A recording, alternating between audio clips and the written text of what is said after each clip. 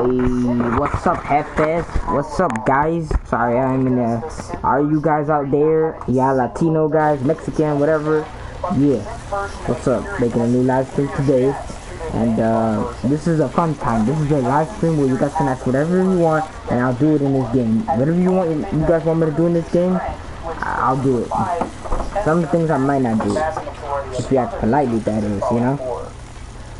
So yeah, right now I'm just fixing up my freaking tank. Characters like Strong and Deathbed96 will get more help. I would say unless you want the romance Fury, just because, I really don't recommend making her a synth. Maybe I'd recommend using her if you want her companion perk, as it is really decent, but otherwise, pick any other companion in this game for combat. Speaking of companion perks, some of the companions we previously discussed as having truly bad attributes. What the fuck? What's up, Mikey? Companion perks. Fury has Combat Medic, which is nice for emergency healing. Deathbed96 has Close to Metal, which improves their hacking abilities. And Quarter Gauge has Lessons in Blood, which boosts experience gain while also buffing damage resistance. However, other characters like Preston, Deacon, McCready, and Hancock all have great companion perks. Hancock's Isodote is great for radiation glass cannon style builds. Deacon's Cloak and Dagger is amazing for stealth. Preston's United We Stand boosts damage when you're outnumbered, and overall, I would say that for the most part, the companions I just mentioned offer really nice companion perks that are worth having. After that, I would say things kind of start to go downhill, and while Dance's and Piper's perks are fairly decent, and even Strong's... So yeah, whatever you guys want, damn, I'm so fucking tired. Whatever you guys want me to do, I'll do it in the game if you guys want me to, that is, okay? I stayed up all fucking night. Shit. With the Refractor perk at rank 2, and while it's true you won't need 7 perception with shield harmonics, I really wonder if it's really worth it to go after this perk. You can achieve a better buff by simply killing a rad scorpion, cooking it at a cooking station, and eating the steak that it produces. While this buff would only last an hour, you can always find another rad scorpion. Or you can cook cave cricket and achieve a very similar result. I think the worst companion perks, or lack thereof, goes to Codsworth, Ada, and the Automatron companions that you can build. While I will admit criticizing Ada is a bit of a cheap shot, she is Automatron. Ooh, a large group of bots. I like that. Alright, Isabella is... As for Codsworth, shit, what's it called that shit again? Sophia? No, not fuck it. Isabella the first, whatever. I don't give a fuck, man. I'm Deathbed96, bitch. I'm awesome. Okay, time to pick a gun with it's not a fucking shit. I'm gonna use a fucking shotgun. No, oh shit, I found a gun I like. Theory, X90, Theory. X90, huh? I like that. I like that. I like that. I like that. I really like that. I really figured it like that. And for the most part, most Mr. Gutsies have minigun type weapons. And the only real energy weapons you're going to be encountering are Assaultron eye lasers. So you basically have a companion perk that is dedicated to defending you from Assaultron eye lasers. I have a question. If this gun was real, would you guys use it by any chance? Like, if it's real, I wouldn't dare use it. It looks ugly. Nasty buying gun. It's a shame since Codsworth is pretty good in a lot of other areas. He has really good base stats, and you can mod him into an automatron with a robot workbench if you want. Yeah, true. I could mine Codsworth. Or a generic automatron in this regard, but I wish Codsworth simply had a better companion perk. Now, I suppose one of the last things that we can discuss before declaring a worst companion in this game is how easy or difficult it is to achieve maximum affinity with specific companions. All of the characters have certain things that they like or love that you can constantly do over and over again to quickly increase their affinity with you. For example, a great way to increase your affinity with Kate or Hancock is to simply perform actions in the nude. Or to quickly increase your affinity with Codsworth, Dance, or X688, you can simply mod weapons and armor. In fact, Dance and X688 really like it when you enter power armor. While most characters don't have affinity quests, characters like Dance, Fury, Kate, McCready, and Nick do. Otherwise, you won't be able to achieve their companion perks. That said, for the most part, it's pretty easy to reach a start these affinity quests. I would say the most difficult companion to achieve maximum affinity with is probably going to be Strong. Strong dislikes picking locks, stealing, entering power armor, or passing speech checks. Many of the actions you can perform that are usually going to greatly benefit you as the player end up making Strong upset. And while you can engage in cannibalism in order to increase Strong's affinity, the cannibal ability can cause the dark craving status effect in survival mode. This makes it so regular food never satiates you, and you will have to engage in cannibalism in order to remove your hunger status effect. The other side effect of this is instead of going from, say, satisfied to peckish, you go from satisfied to very hungry very quickly, which is accompanied by a severe decrease to your stats. Expect to see decreases to your charisma, endurance, and your luck stat.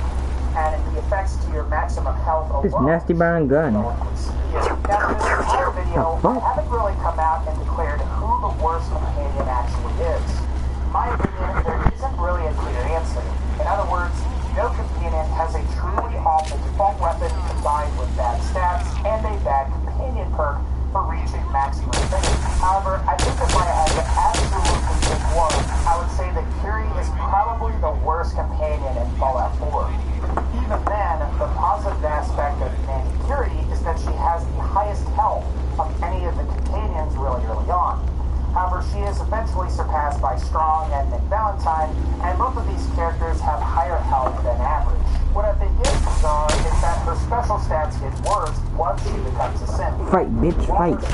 Fighting for my fucking entertainment, cocksucking motherfuckers. Yeah, kick his ass. All solid fours.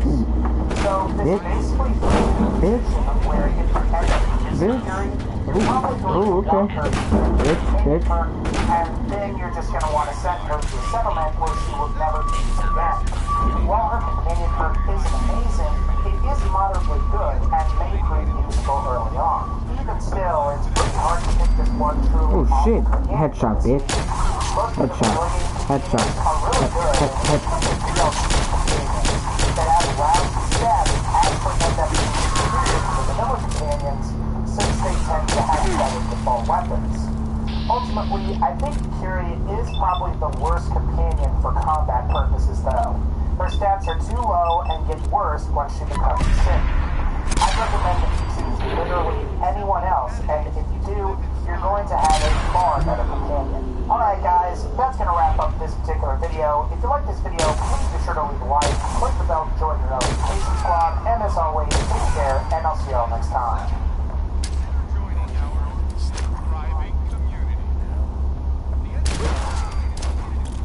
You grenade, bitch.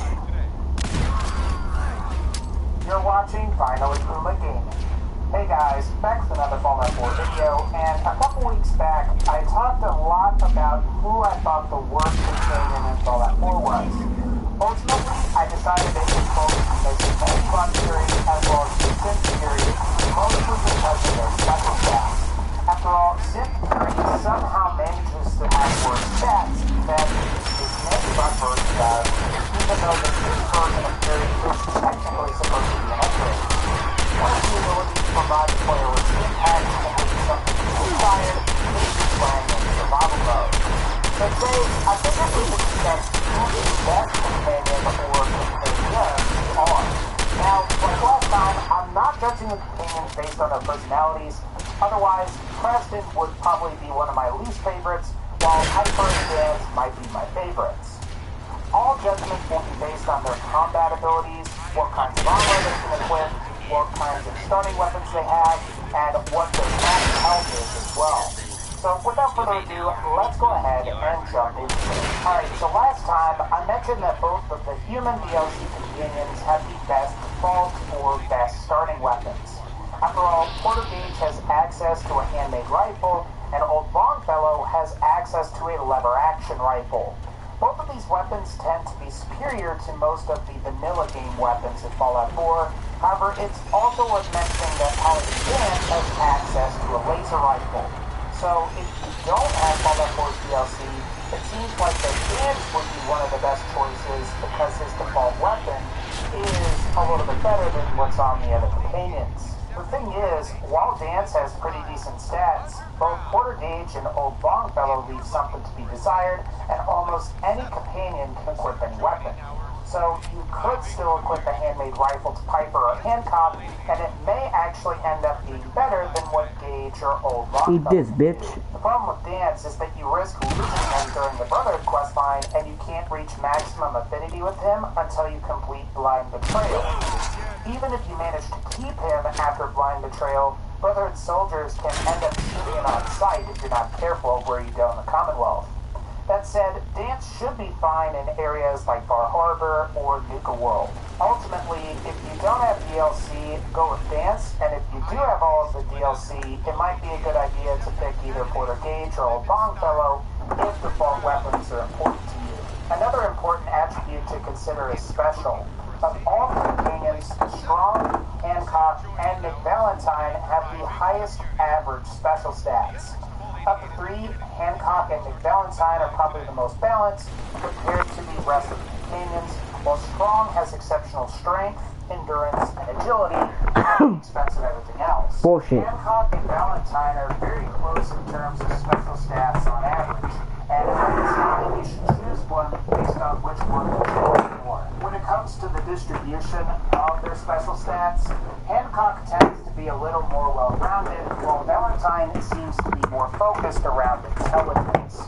That said, Hancock and Nick Valentine's intelligence are both in the double digits and are both above 10.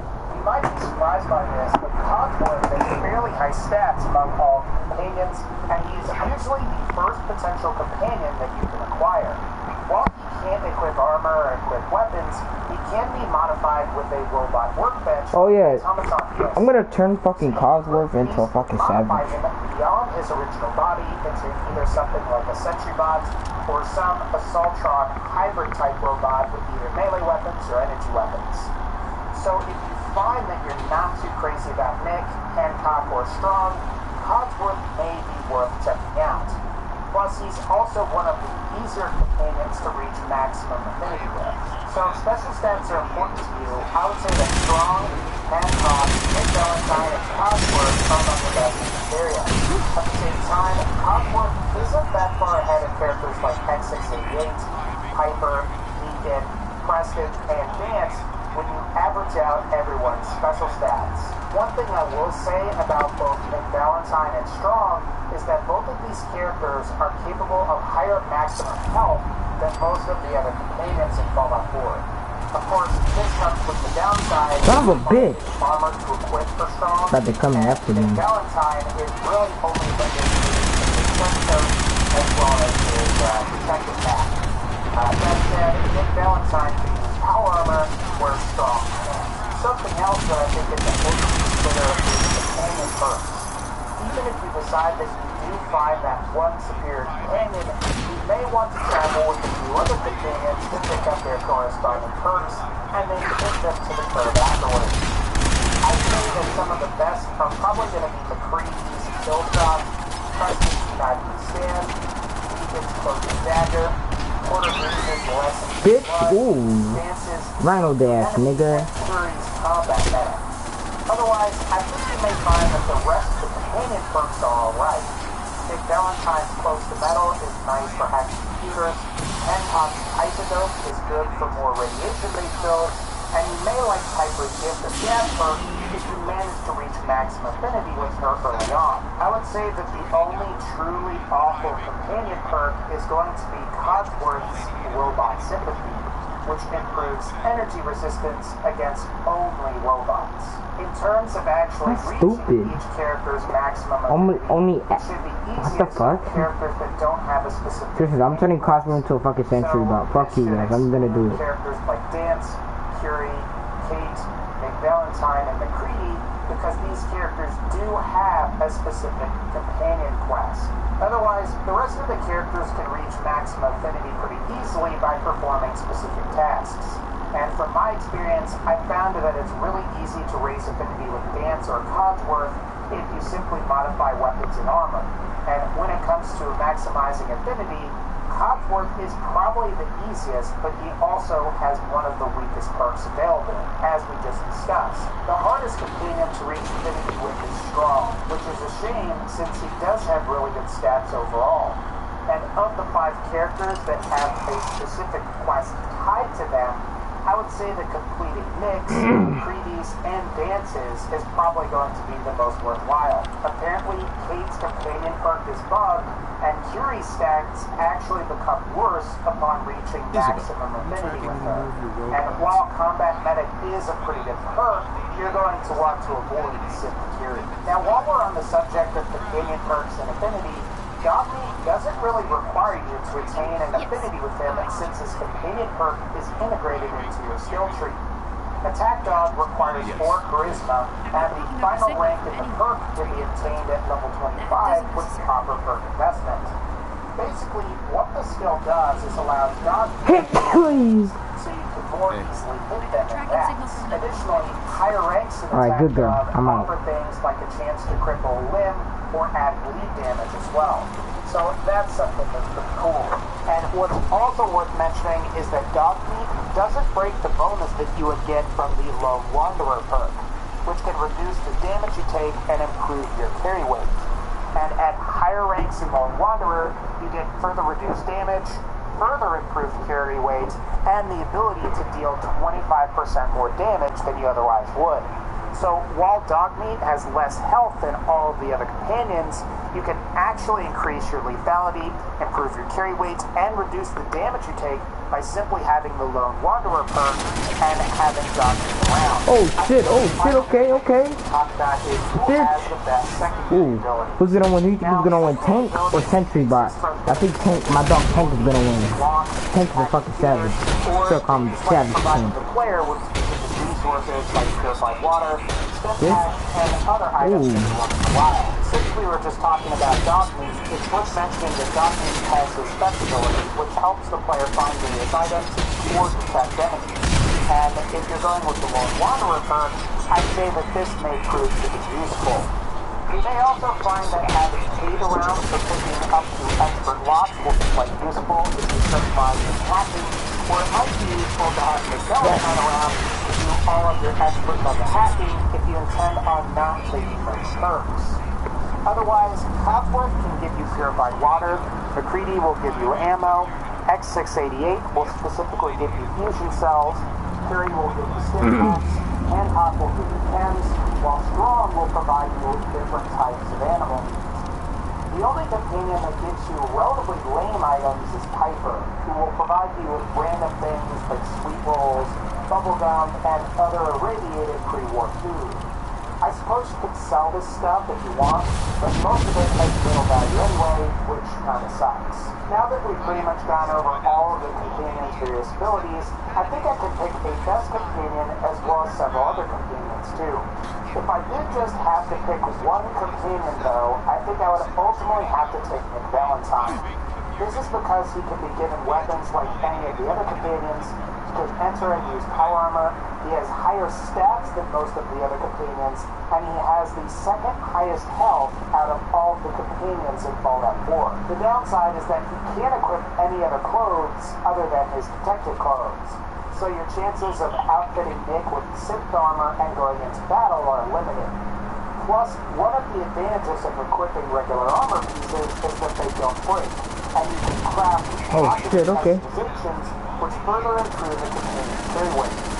While power armor can achieve the same result, the problem is that power armor breaks where regular armor does not. With all that said, I think Nick Valentine is probably the best companion. I'd say if you gave Nick the overboss armor from Nuka World, you're going to be getting pretty decent defenses with really low repair costs. Plus, you can mod the power armor legs to increase Nick's carry weight so he can carry more weapons. Keep in mind too that Nick will still have much more health than the other companions, and once you've given him some good weapons to use, he should pretty much wreck base. Nick Valentine will also be useful for completing certain portions of Far Harbor as well. Other than Nick, I would probably recommend either Hancock, Strong, or Codsworth. Hancock is He said cock. Ha, the other funny. companions with boosted stats. Strong is a super mutant with high strength and is great for melee, and Codsworth can be modded into an automatron provided you have the automatron DLC. After that, I think you could say it's mostly just about preference at that point, with the exception of Dogmeat, and that is if you decide to get the Lone Wanderer perk. When it comes to... I got all the perks. I don't even give a fuck. I got all of them. You can go suck my dick.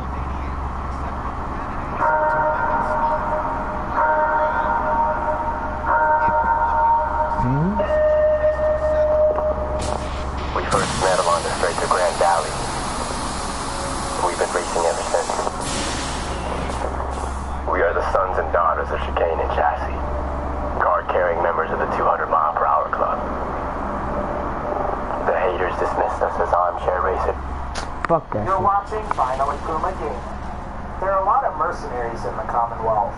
You've got the occasional raiders and the gunners, but I don't think any of them stand out quite as much as Kellogg. Unfortunately, we don't get very many situations where we get to interact with Kellogg to death, because we kill him about midway through the game. But sometimes you've got to wonder what could have been. What if the sole survivor did this or did that? Or more specifically, what if the sole survivor didn't kill Kellogg and Fort Hagen? Instead, he or she spares Kellogg and leaves him to his own devices.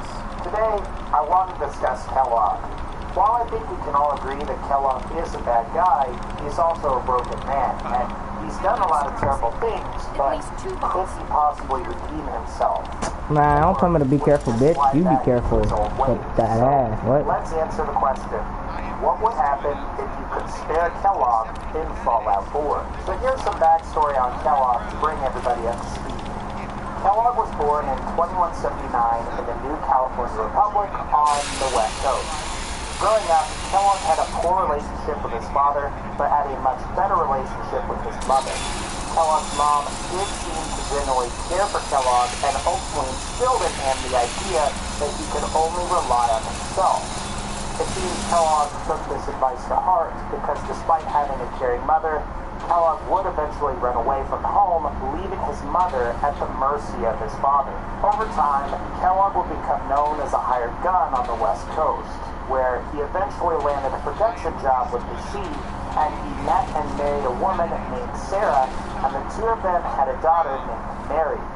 Sadly, his family was murdered by an unknown organization, and he eventually finds his family's killers and kills them. The entire experience left Kellogg much colder than he was before, and ultimately started his migration towards the East Coast.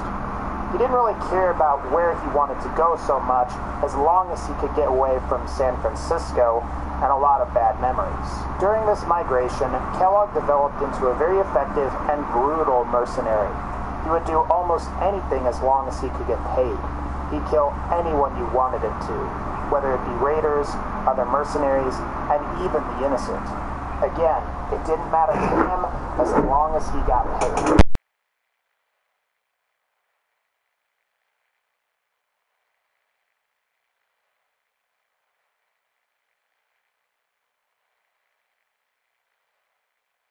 Resulted in him becoming their top surface operative. If the Institute needed something done from now on, Kellogg would be the one to do it.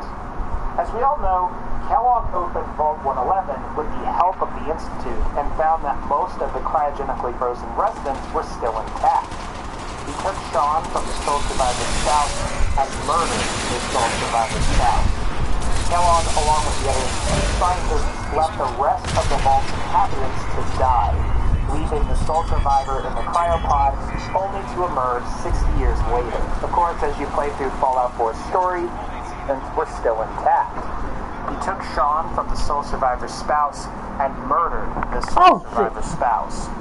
Kellogg, along with the other Institute scientists, left the rest of the Vault's inhabitants to die, leaving the sole survivor in the cryopod only to emerge 60 years later. Of course, as you play through Vaults, left the rest of the Vault's inhabitants to die, leaving the sole survivor in the cryopod only to emerge 60 years later. Of course, as you play through Fallout 4's story, we're still intact.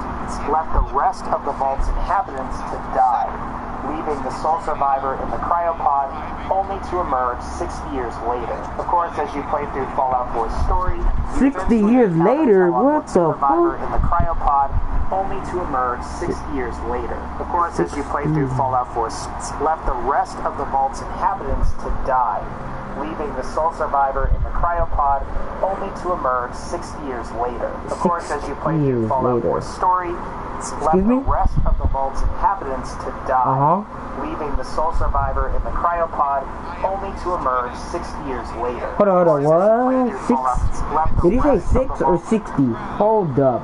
60 years later. This nigga says 60 years later. So you trying to say 60 or 6, my nigga? Like, it's so obvious. Like, come on, my dude. Let's put some subtitles up in there. He said 60 right now.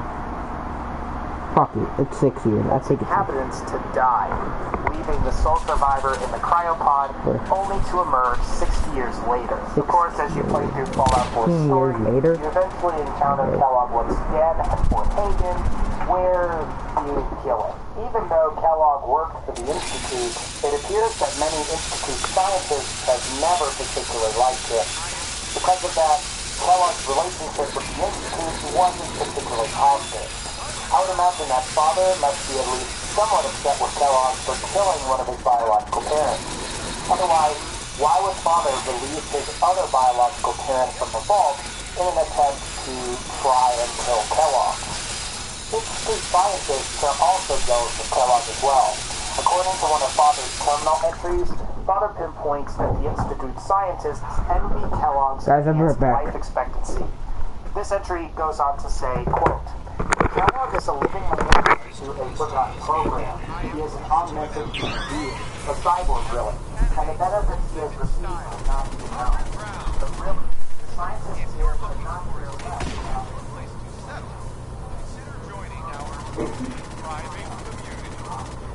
The entrance to Vault 88 is located in Quincy Park. Start your new better life today.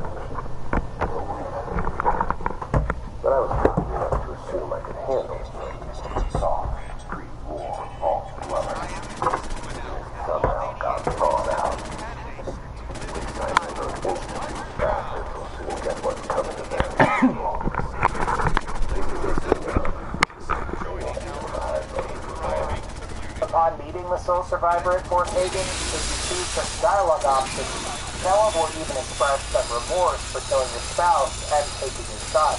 This is strange because he typically acts like he doesn't care about the consequences of the things he does. Here's that particular exchange. Murdered my wife. Took my son. I am pleased to announce that Vault 88 is accepting candidates to live in style underground. A regrettable accident. If you're looking for a safe, secure place to settle, this world is consider life. joining our thriving rewards, starting a better life today. Don't worry. Sean's fine. Maybe a little older than you expected, huh? But I can't give him to you because he ain't here. So as you can see, despite Kellogg's ruthlessness, he does occasionally express remorse for his actions. It kind of makes you wonder if he could redeem himself for his past actions. It's really hard to say what would happen to Kellogg if you were able to spare him. I wish I was able to spare him, but I just fucking headshot is so every guy. interwoven into Fallout 4's main plot that I'm not really sure that you could not kill him. I think the place that we need to start, though, is why do we find Kellogg in the first place? After saving Nick Valentine, Nick helps you try to determine who killed your spouse and took your son, Sean. You find out that it's Kellogg, so you get into his house in Diamond City, you give Dogmeat his scent, and then you eventually end up at Fort Hagen where you confront him. This starts a battle where you kill Kellogg and defeat his army of sins. Once Kellogg is dead, you loot his body and retrieve his cybernetic implants, which contain some of his memories. These are used to reveal parts of Kellogg's backstory, as well as show how the Institute uses teleportation to get in and out of their facility. You also learn about Virgil and that you need to seek him out. If Kellogg is spared, how is the sole survivor supposed to learn about the Institute's teleportation technology? The only way that I could think of is if Kellogg told the sole survivor about the Institute's teleporters, and even then, if you killed Kellogg, Nick seems to indicate that Kellogg wasn't going to be somebody that was going to be taken alive. And here's some proof of that during Nick and Piper's conversation after you've killed Kellogg. Whatever you're thinking, it doesn't matter. He's dead. Yeah. Thing is, the Institute's only man on the outside would be the type to be taken alive. So, murderer, kidnapper gets his brains blown out by him. If you're looking for a safe, secure place to settle, She's gone. What the fuck? Great ending if we didn't still have the Fuck she went? Commonwealth to solve. the entrance to Vault For the reasons I previously mentioned, I would say that if you were to spare Kellogg, you wouldn't get into the Institute, and you wouldn't find Sean. Oh shit, I thought Fallout she 4's story disappeared. is constructed in such a way that you have to kill Kellogg. If you don't kill Kellogg, you can't progress through the game. The story is set up in such a way that the sole survivor wants to kill Kellogg as a way to avenge the death of their spouse. While you may get to say that you regret it later when you're talking to Piper and Nick afterwards, you still can't not kill Kellogg. But what if things were different? Let's say you didn't actually have to kill Kellogg to progress through Fallout 4's story. Or the game allowed you to figure out how to get into the Institute without killing Kellogg, and the story largely progressed the same way. So instead of confronting and killing Kellogg, you were able to confront him and either talk him down through a speech check, or you were able to deactivate his cybernetics with some kind of inhibitor technology. You still beat him, but it's a non-lethal solution. Let's think about why Kellogg is at Fort Hagen for a second. He set up a temporary base there so he could traverse the glowing sea in an attempt to hunt down and kill Virgil.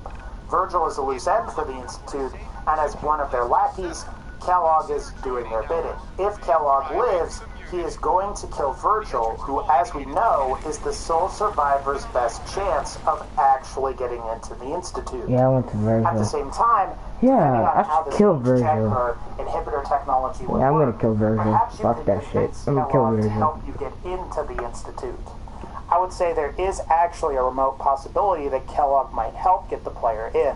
As I've shown earlier, while Kellogg is an operative for the Institute, he doesn't particularly like them. Plus, he also feels some remorse about killing the sole survivor's spouse. He may view helping the sole survivor entering the Institute as a step towards the path of redemption for all the various evil things that he's done throughout his life. Another option is something like what we saw with Paladin Dance. Through speech checks, you're able to convince both Dance as well as Elder Maxon that Dance should be kept alive, but in exile. While I think Father would still try to figure out ways to kill Kellogg, Kellogg may be able to leave the Commonwealth if he wanted to. Perhaps if he would go further south to parts of the Capital Wasteland, or even into parts of the Carolinas or Florida. Assuming you are able to pick the Institute ending, and you spared Kellogg, you would become director of the Institute, and you could call off the search for Kellogg. Now, could Kellogg ever become a good guy if he was spared at Fort Hagen? Honestly, I don't think so. Even when he was in San Francisco and he had a wife and daughter, he was still pretty evil then. Kellogg was trying to be a family man, yet the guy was also trained and operated as a professional killer. Since his wife and daughter are gone, he would most likely go back to his traditional mercenary practices, as is evident from the exchange during one of his memories. Mind if we Accepting candidates to live in style. Underground. If you're looking for a safe, secure place So, to settle, consider I joining feel our you'll take care of people. thriving community. The Institute 188 is located in Park. Oh, we'll pay you. And we'll do this all by yourself. That's right. We pay you, the job's done. Is that okay? If you want to do it. Who do you want dead? Well, it's like there's a family. Lives down the creek. As you can see, Kellogg is a mercenary whose primary drive is money. As long as he gets paid, he would kill anyone you want. While he does have some reservations on killing kids and maybe women, he has done it before and would probably do it again if he got paid enough. For that reason, I think Kellogg would have to become an entirely different person in order to become a good guy. Plus, even if the sole survivor spared him at Fort Hagen, I don't see the sole survivor ever forgiving Kellogg for killing their spouse or kidnapping their child, so you're not going to have Kellogg as a companion in game. On the one hand, not killing Kellogg would make completing Fallout 4's story impossible. Kellogg will kill Virgil if he isn't stopped at Fort Hagen. On the other hand, I think giving us the ability to spare Kellogg may have had some interesting effects on Fallout 4's plot. What if Kellogg helped you get into the Institute as opposed to either the Brotherhood, Railroad, or Minutemen? At the end of the day, I don't think Kellogg can be redeemed. He's been on the point of no return for quite some time, I like this gun. even when the sole survivor confronts him at Fort Hagen. As soon as he became a hired gun, he was on the trajectory for all of the bad things that he would do later on in his life. Alright guys, that's going to wrap up this particular... Take care, and I'll see y'all next time. I am pleased to announce.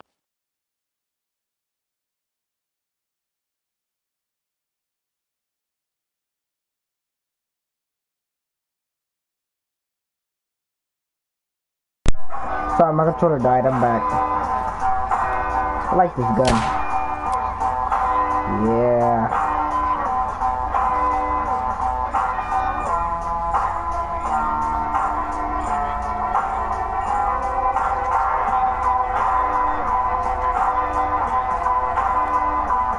By the way, I'm using this gun, guys. Oh yeah, I gotta kill Virgil. I You're forgot. watching Final Let's kill Virgil. What's up guys, back with another video, and today I want to talk about the Enclave from the Fallout universe and their overall absence from Fallout 4.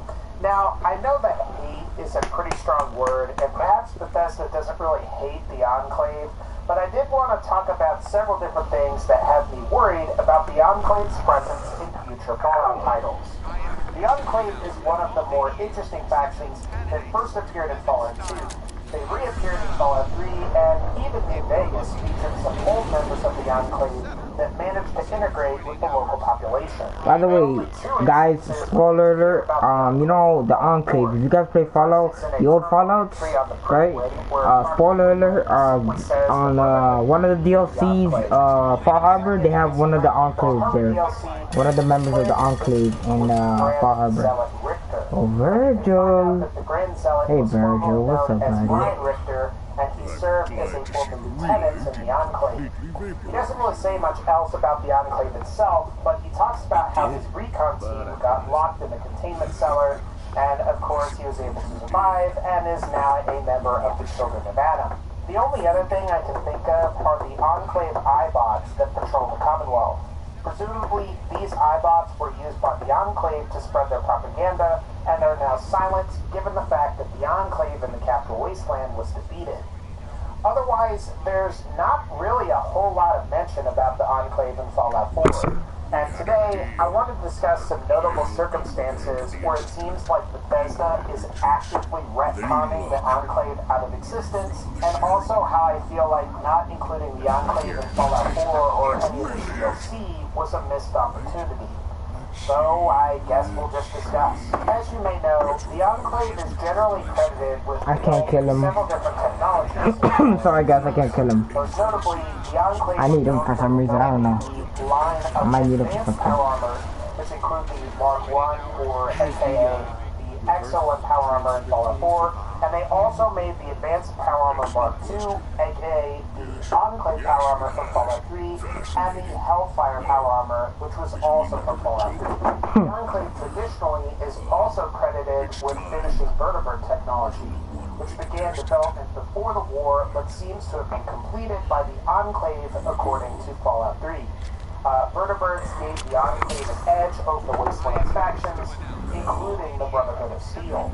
It's also believed that the Enclave had the ability to mass-produce both advanced power armor and vertebrates. Beyond that, the Enclave was able to further improve, refine, and develop their own technology, and they have the scientific resources and know-how to develop biological weapons, as we saw in Fallout 3 with the modified FEV that the player can put into Project Purity and thus wipe out everyone in the Capital Wasteland. While they were defeated, the Enclave was a force to be reckoned with, and they were responsible for a lot of the advanced tech that we see in the previous games. And then Fallout 4 happened. For those of you that have played Fallout 4's Nuka World DLC, you come to find out that the Excellent Power Armor, which was the Advanced Power Armor that was originally developed by the Enclave in Fallout 2... That's just fucking bad, bro? Damn, that's an uncomfortable fucking bed, dude. I would never dare sleep on this fucking bed. Fucking uncomfortable. The evidence for this is both in the Power Armor display case in Galactic Zone, dude, your shoes, what the fuck? Office terminal. And as for the other two sets this nigga of got shoes. the Enclave developed, it's unknown what happened to them, as they don't appear in Fallout 4. Presumably, they are still confirmed as being developed by the Enclave, but we just don't know. There's also vertebrate technology. In Fallout 3, you didn't see shit, bro. I stole your shit, by the way. Peace out, bitch. What the fuck? At the time, expected vertebrates to be fully deployed and ready to use. Yeah, hello? However, in Fallout 4, the pre-war military seems to have already used vertebrates as the sole survivors seize them as they are running to Vault 111 to escape nuclear annihilation. There's a theory going around that the vertebrates we see in Fallout 4 are earlier models of the vertebrates that we see in Fallout 2 and Fallout 3. The idea being that there were pre-war vertebrates and there were also Enclave vertebrates, and that both the Fallout 2 and Fallout 3 vertebrates are the more recent model that was finished by the Enclave. And whether that's the case or not, it undermines the Enclave's role in finishing vertebrate technology's development. Fallout 3 gives us the impression that vertebrates were conceptualized pre-war, but they weren't used until the post-war era when the Enclave finished the technology. What I think is depressing about both of these cases is that it undermines and essentially rewrites the lore to suggest that the Enclave didn't pioneer any of the technological accomplishments that they're known for.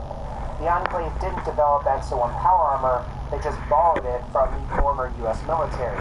Vertebrates? Oh yeah, the pre-war military had those too. In a way, it portrays the Enclave as incompetent, and that they just inherited a bunch of super experimental pre-war tech, as opposed to actually developing anything that was really useful themselves. Yeah, I guess they still have both the Mark II and the Hellfire power armor, but when you think about the Enclave, they're eating. Oh shit, they're eating. Look at that, talking about, oh, do they eat? What the fuck is that? They're fucking eating. This nigga eating a fucking steak. You enjoying that, huh, my dude? In different forms in Fallout 1, 2, and Tactics, I believe Sean. Tesla armor was adapted by the Enclave first, as it didn't appear on pre-war power armors. Well, at least until Fallout 4's Automatron DLC, where you can acquire T60 Tesla armor. Now, I know the Mark II Tesla armor doesn't make an official appearance in Fallout 4. Oh shit, isn't that made this for me? Thank you, son. Power armor. That's my son, guys. My son is a white boy, I guess. You're welcome, son. Can I shoot you? No, I can't tell a kid. And I think that would have made a lot more Your mom sucked my dick. since the Enclave were the only faction we knew of that had Tesla power armor variants. Now, I know the Enclave has really taken a number of blows since Fallout 2 and Fallout 3. What the fuck are you doing? After all, the Control Station Enclave from Fallout 2 was destroyed, and both Ravenloft and the Mobile Crawler were blown up in Fallout 3. At the same time, one thing Dude, you lost. Like, you didn't even get jackpot. Enclave remnants from the West Coast Ooh, and you could close enough. Try again. even convince them to fight alongside you, whether you decided to be with the NCR Oh, shit, you won. or Caesar's Legion at the very end of New Vegas during the Battle of Hoover Dam. Plus, we also know that there are some Enclave remnants during the events of Fallout 4, as it's only been 10 years since the events of Fallout 3, and about 6 since the events of New Vegas. Far Harbor, of course, featured Richter, who, for all intents and purposes, is an Enclave remnant. But in general, though, it's surprising that we didn't encounter any more Enclave in either Fallout 4 Vanilla or any of its DLC. There isn't even a quest related to the Enclave, like there was in Fallout New Vegas. And it can be assumed that after the events of Fallout 3's Broken Steel DLC, the remaining Enclave forces were being hunted down by Brotherhood soldiers.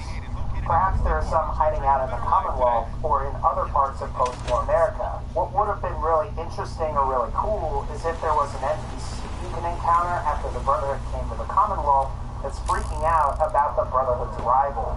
And I think it would have even been better if there was a specific companion that's worried about Brotherhood soldiers finding them and executing them because of their former allegiances.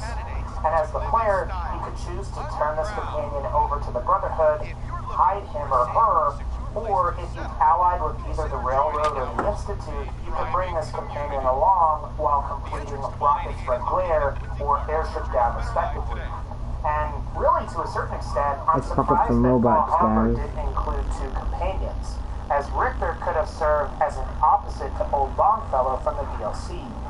Having him as a companion could have possibly provided players and fans with insight into what happened to the Enclave during the 10 years between Fallout 3 and Fallout 4.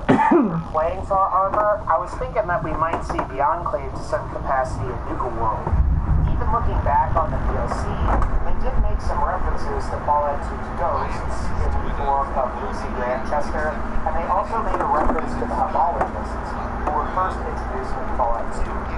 It's just strange that the Enclave, who were also introduced in Fallout 2, made no appearances in Nuka World DLC. And the worst part about Nuka World, though, is that they retconned the Enclave's iconic power armor. And while I get why the Bethesda did it, since Quantum Extra 1 would be a better reward than Quantum T60, it's sad that Bethesda retconned the lore this way. This will sound weird, but it seems like the Enclave should be at or involved with Nuka World, particularly when it comes to the Galactic Zone and pointless areas. According to some of the design documents for Black Isle Studios' version of Fallout 3, which I guess was originally going to be called Van Buren, the Enclave's original goal was not to recolonize the Earth, but to colonize space in order to escape the coming nuclear war. In the Nuka World DLC, we find out that Volstat was involved in the Among the Stars display, where they showed a hypothetical vault called Arcturus 1 that could feasibly exist on moons in outer space, perhaps on moons beyond our solar system. On the one hand, maybe this is insignificant, but I'd be surprised if the Enclave wasn't involved with this somehow. It seems like they would be, since the Enclave did have a role in the Vulcan experiment, according to the previous game, and they had the desire to colonize space at one point. This could have been a great opportunity for Bethesda to let us know more about the Enclave, and instead we get the extra one retcon.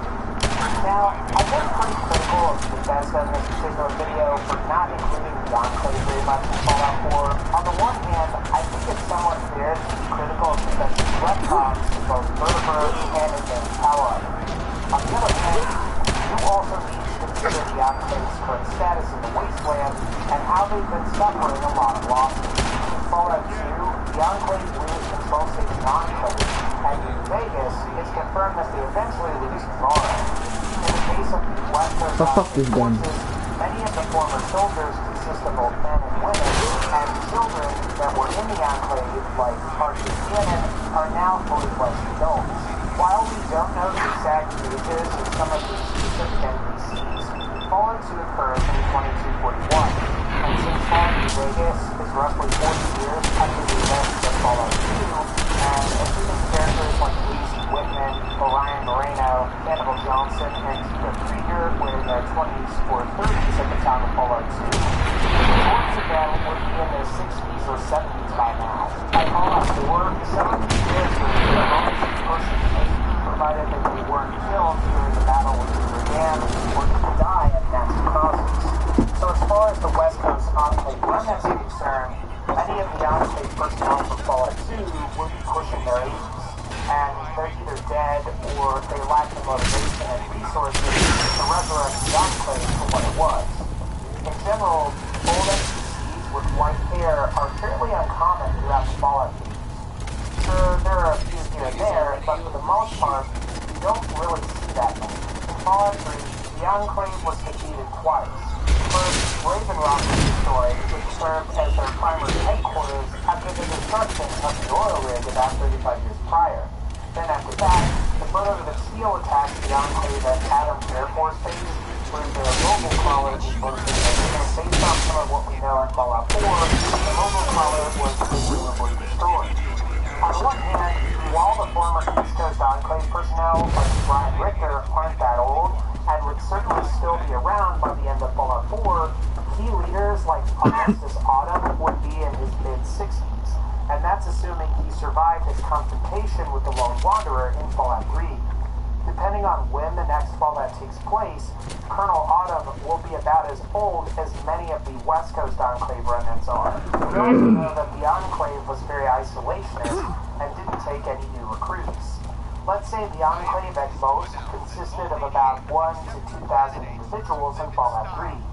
Let's also say that about 200 to 400 Enclave personnel managed to survive the destruction of both Raven Rock and the mobile crawler.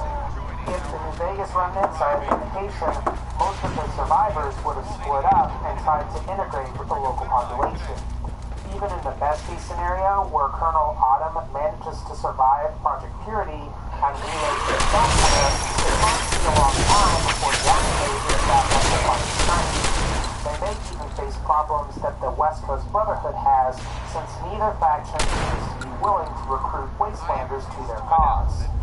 Given that the East Coast Brotherhood does recruit new soldiers, and they are actively hunting the Enclave down, they are going to have attack the Enclave forward. Now, does Bethesda hate the Enclave? Ultimately, I don't think they really do.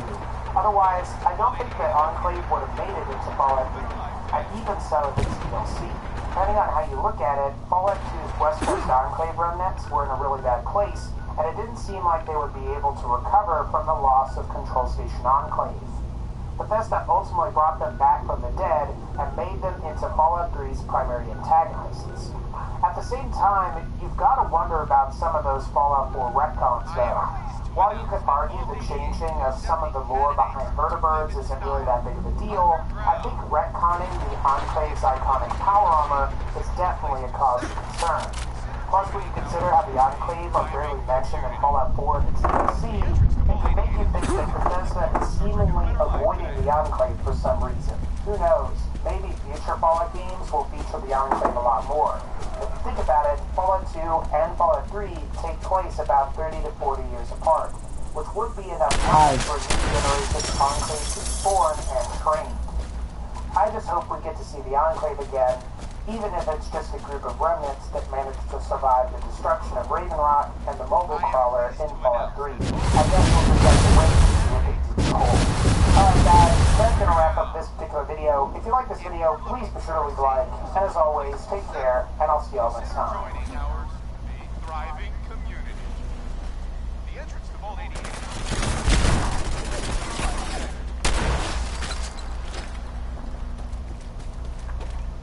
You're watching Vinyl and Puma Gaming. Sadly, charity and goodwill will always have a price. Sometimes it's monetary, and other times it's not. Most of us are ruled by incentive and certain needs, and if they aren't met, bad things can't happen.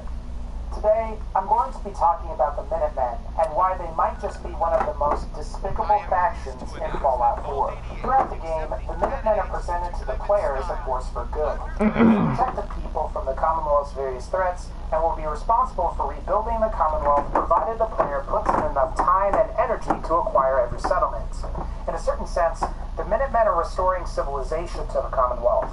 The idea being that they're getting rid of the evil raiders, murderous super mutants, and feral ghouls. In time, they'll also deal with the Institute, who replaces people's sins and its various other atrocities against the Commonwealth and its people. The Minutemen may choose to deal with the Brotherhood of Steel by firing artillery at the Pridwood. While this isn't guaranteed to happen, the sole survivor does have a choice. You've even got Preston Garvey, who is indisputably one of the highest morality characters in Fallout 4, along with other companions like Piper and Nick Valentine. Preston is someone that doesn't negotiate for more money during missions, nor does he like committing acts of murder, stealing, or anything else that's typically associated with being bad. So you may be wondering, between Preston Garvey and the Minutemen's core values, how are the Minutemen the bad guys? Don't they protect the weak from raiders? Don't they help the would-be settlers set up new settlements? At the end of the day, don't they defeat the Institute and bring justice to the Commonwealth? The thing about the Minutemen is that beyond all of the rhetoric of how they're making the Commonwealth a better place, they have a questionable history.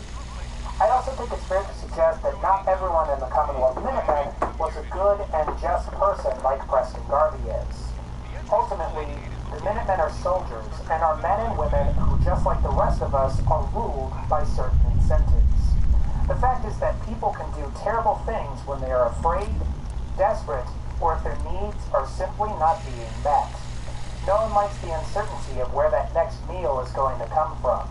We all need food, water, and shelter, and over the course of mankind's brief existence on this planet, we typically thrive where there is an abundance of resources.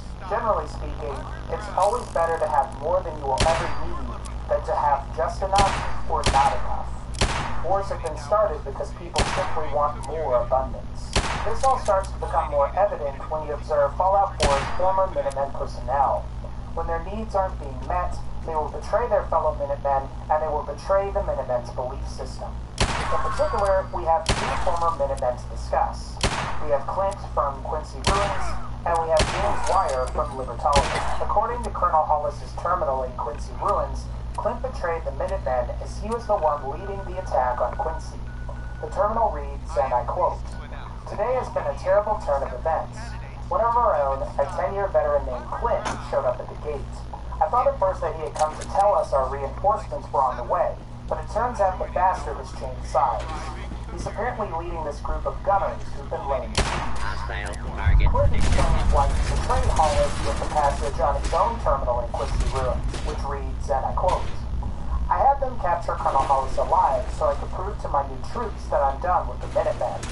Even when I put the barrel to his head, he still refused to see that this is just how the war works. If you want to bring order out of the chaos, you need strength to do it. Minutemen don't have it anymore. The gunners do. What ultimately happened here was Clint recognized that the Minutemen were no longer a viable faction to support anymore because they couldn't meet his needs. He recognized the Minutemen's power was waning and decided to side with the faction that had the power to provide him with what he wanted. That just so happens to be the gunners. You would think as a 10-year veteran of the Minutemen, Clint would be a very principled member of the organization and that he wouldn't betray the organization that he had vowed to serve. Sadly, when things get tough, people are more likely to betray. It's very rare for people like Preston or Colonel Hollis to exist. Even then, it's also possible that they were never in a serious enough position to warrant betrayals or disloyalty among their subordinates. In addition to Clint, we have James Wire. He, along with some other Minutemen, left the organization after General Becker died in May of 2282, and he managed to capture and form the settlement at Libertalia.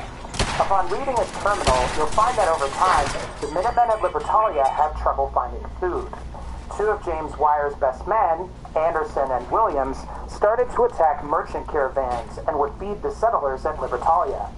Even though James Wire hanged both of these men, he did remark that justice doesn't put food in my people's mouths. In February 2283, James Wire's terminal mentions that they had to resort to mercenary work in order to pay for food. The problem was that the Bunker Hill caravans weren't paying them anything, and they wouldn't even work out some kind of deal with James Wire's Minutemen. This ultimately led to James Wire and company presumably attacking these caravans and stealing the goods to help feed their people. By April 2283, you'll find that James Wire and his company of Minutemen had earned the reputation of being raiders. His terminal says the following, and I quote, "4 new recruits today. Said they heard about all the caps the raiders in the bay have been pulling in. Raiders. That's what they call us. And they're not wrong. We're making money hand over fist. Bunker Hill, the caravans, they pay us to do nothing, to leave them alone. This is the best shape we've been in since leaving the Minutemen. General Becker would be sick if he saw us now, but he's dead, and we're alive. I don't feel like writing anymore." James Wire left the Minutemen because he saw that the organization was going to fall apart after General Becker died. Just like Clint, he saw that the organization was losing power, so he decided to leave with several other members and start a new life in Libertalia. However, food became scarce, and his company ultimately resorted to raiding caravans for the spoils. These former Minutemen became desperate and betrayed the Minutemen's protocol and code of ethics to survive. Now, they're paid protection money. As you saw with both Clint and James Wire, good people will ultimately do bad things when their needs aren't being met. We're all driven by incentives, and if these incentives aren't met, we will do terrible things to ensure that our incentives are being met. Both Clint and James Wire were reduced to becoming either mercenaries or raiders. One did so because he saw an organization collapsing. The other did so because they weren't getting food. In both cases, they certainly fell pretty far from the moral high ground that they were at before. Regardless, I think when you start to really think about it, were the Minutemen really all that great to begin with? Sure, they espouse high morals, but their actions indicate something else. The question is, how charitable are the Minutemen really? As I said earlier in this video, charity and goodwill always has a price.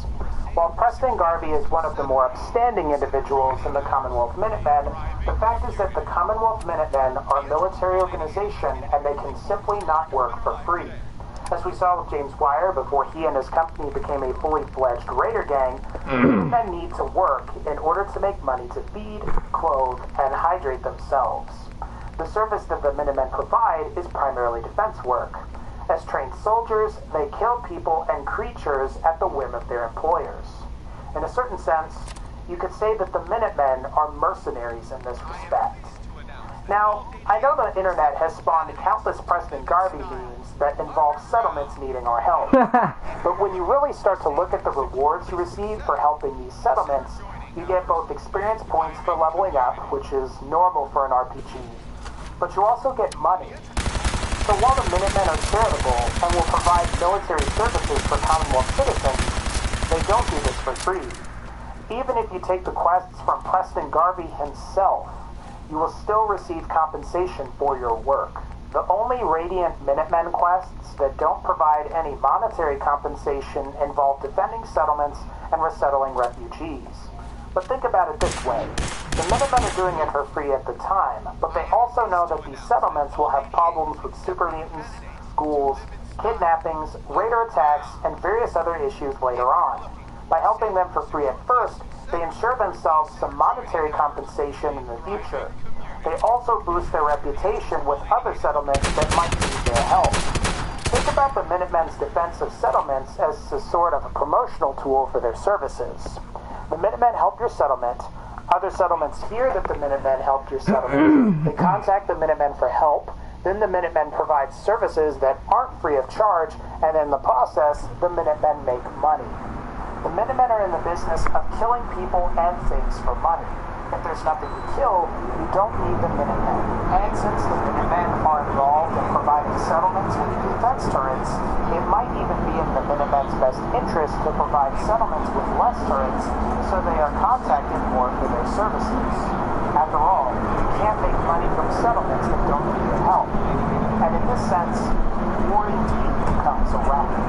Here are some other things to think about. In at least 3 cases, the player can take over these settlements with human occupants.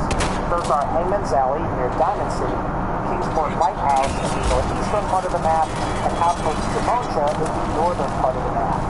Negotiation with the inhabitants is impossible, and provided on what the player decides to do, these three settlements must be taken by force by murdering the inhabitants. It's actually somewhat surprising that the sole survivor can't negotiate with any of these parties in order to acquire these settlements with less bloodshed. The inhabitants must be killed. While you could argue the raiders may deserve it, what did they do and why did they do it? And furthermore, two wrongs make a right. While I'm not necessarily someone that would normally sympathize with James Wire, if someone was ripping you off in some way, it seems likely that they would become raiders just to survive. There are several other cases in which you can choose to either help the settlers in various settlements, or you can kill them all and install your own Hawaiian settlers later on. This is the case at Abernathy Farm, County Crossing, Finch Farm, Grey Garden, and 10 Pines Bluff. Of the 5 settlements just mentioned, 3 of them send you somewhere to go kill raiders as a part of their quests. By helping these settlements, you're killing people for money, just like a mercenary would. I guess depending on how you look at it, the Minutemen do the bidding of landowners and other wealthy people in the Commonwealth.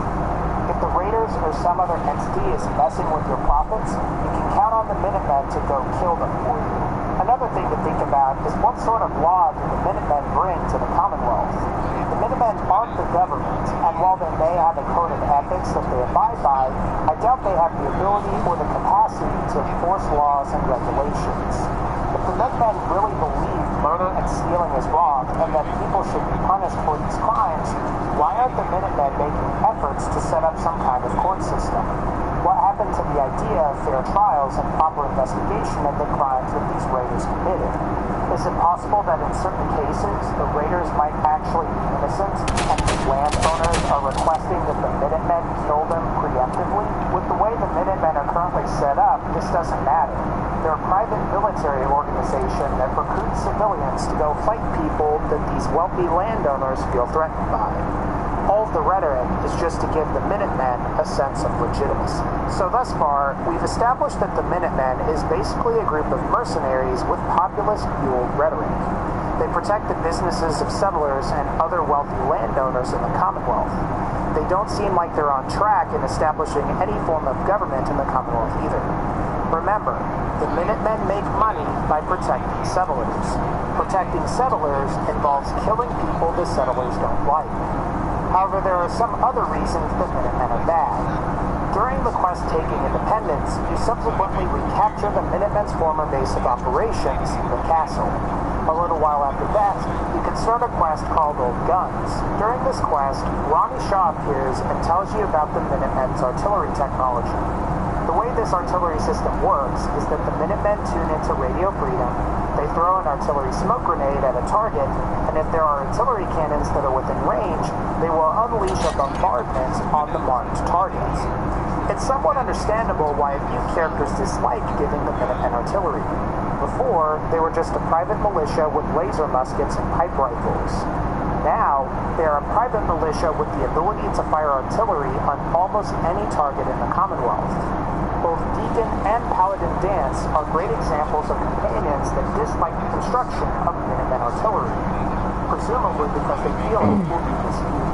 Think about it though. What if the Minutemen started using their vast array of artillery cannons to intimidate, bribe, or wipe out dissidents throughout the Commonwealth? What if the more wealthy settlement owners that pay for the Minutemen's existence to start with want preemptive strikes on suspected raider gangs? At some point, I see this happening, especially when it's easier and safer to use artillery than it is to use soldiers. It seems like it would be too easy to create some propaganda that involves a volunteer dying because the Minutemen insist on not taking preemptive action. Another thing to consider about the artillery cannons is, just like we've seen in game, the Brotherhood of Steel can be destroyed by the Minutemen once they've obtained artillery cannons. During With Our Powers Combined, the sole survivor goes to the castle and they fire artillery that destroys the Cridwick. After that, vertebrates come and the Brotherhood are defeated in the Commonwealth. If the sole survivor helps the Minutemen, what happens further on into the future? When the sole survivor inevitably dies or steps down from the position of general, I see one of two things happening. Assuming the Minutemen get a disciplined and charismatic general, he or she will inherit the most powerful private militia in the Commonwealth. Depending on their temperament, this is going to either be a somewhat bad thing or a really bad thing. Someone like Preston Garvey would continue the racket the Minutemen have going on, but he at least has some conscience and strong belief in unity of what the Minutemen supposedly stand for. Alternatively, you could get somebody that's more morally ambiguous, like Kate or McCready, and they might act like tyrants with all of this power.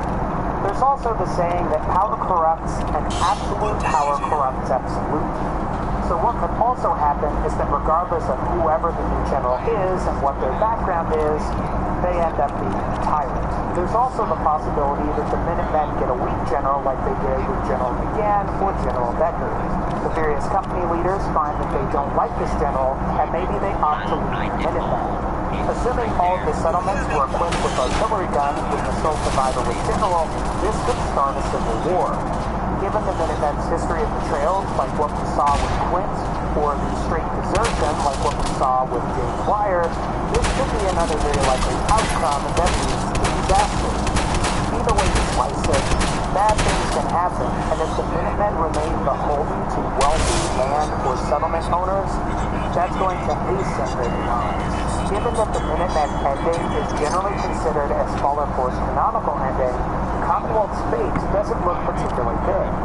At best, the people are going to be getting a general of the Minutemen that may hold contempt for them, and they run the risk of artillery strikes if they don't comply with the general's demands. In another case, the Minutemen falls apart again, except this time there's artillery technology everywhere. Countless battles between rival Minutemen occur, and many civilian lives are lost in the conflict. Tyranny or war appear to be our only choices. In Fallout, it seems like some things never change. Okay guys, so you may be wondering, is there any hope for the Minutemen, and what should they do to course correct? Now, during the events of Fallout 4, the Minutemen's primary source of income comes from providing protection services to settlements. They will need to diversify their income, and preferably in an industry that isn't military related or relies on the settlers or the settlements as their client base. I think a good start might be how to mass produce medical supplies. As a Fallout 4's Contraptions Workshop DLC, settlements are only able to mass produce weapons, armor, ammo, clothing, a few food items, and a few trinkets. While settlements can sell medical supplies, it doesn't appear that they're able to manufacture these supplies themselves unless they're using a chemistry workbench. If the Minutemen were able to mass produce things like Radaway, stim packs, or refreshing beverages, this would not only make them extremely wealthy, but would also make them even more powerful and less reliant on simply providing protection services. Another idea might be transportation technology. Now, the Commonwealth is filled with thousands of cars that seem to lack wheels and also don't have rubber needed for those wheels. Perhaps the Minutemen could learn how to build wheels for these cars, and if they can get rubber to manufacture